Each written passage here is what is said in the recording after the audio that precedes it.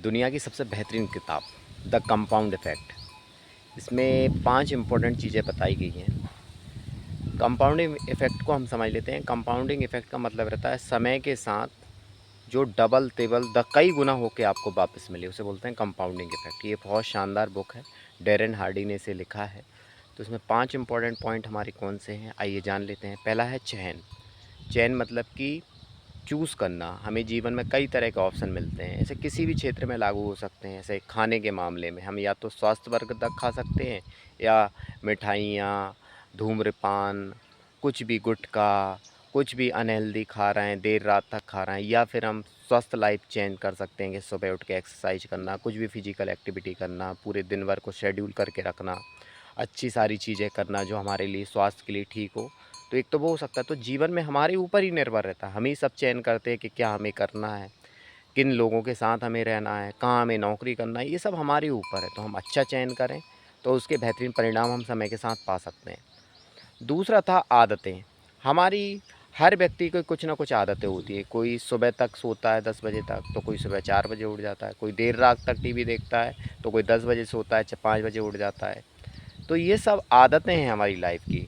कोई चुनौतियों के आगे हार मान लेता है, किसी चुनौतियों से बहुत प्रेम रहता है। तो जो भी हम करते हैं वही हमारा लंबे समय तक, आप यहाँ पे लेखक एक उदाहरण देता है कि मान लो आप एक बर्गर आज खाएंगे, कुछ नहीं होगा, लेकिन वही लगातार अनहेल्दी चीज़ें आप खाएंगे तो उसका लंबे समय तक बहुत भयानक इफेक्ट होता है।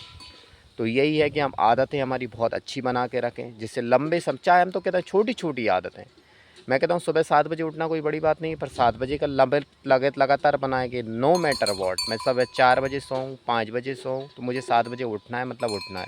5 पेज रीड करना है, मतलब करना है। ठीक है, तो ये सब आदतें हम बना सकते हैं। एक वीडियो बनाना है, मतलब वीडियो बनाना है। 2 मिनट एक्सरसाइज करना, मतलब जो भी आदतें आप बनाएं वो लंबे समय तक अगर बनाएंगे तो उसके बहुत अच्छे इफ़ेक्ट उसके होते हैं। ठीक है, अब तीसरा हम आते हैं प्रभाव।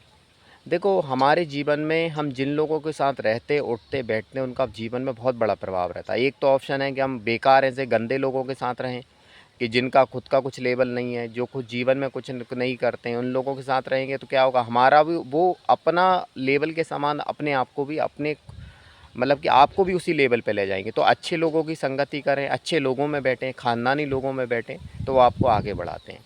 ये हो गया तीसरा प्रभाव। ठीक है, गलत लोगों के साथ बैठ के कहीं कुछ नहीं होने वाला। ठीक है, चौथा है हमारा गति।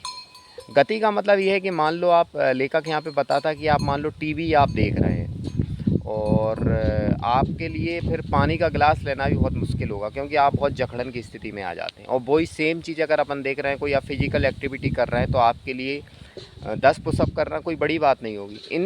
इन द सेंस इतना सा है कि आप अगर आप गति में हैं तो गति में ही रहेंगे, अगर आप निष्क्रियता में पड़े हैं तो निष्क्रियता में ही रहेंगे, यदि आप नीरस स्थिति में हैं तो नीरस स्थिति में ही रहेंगे।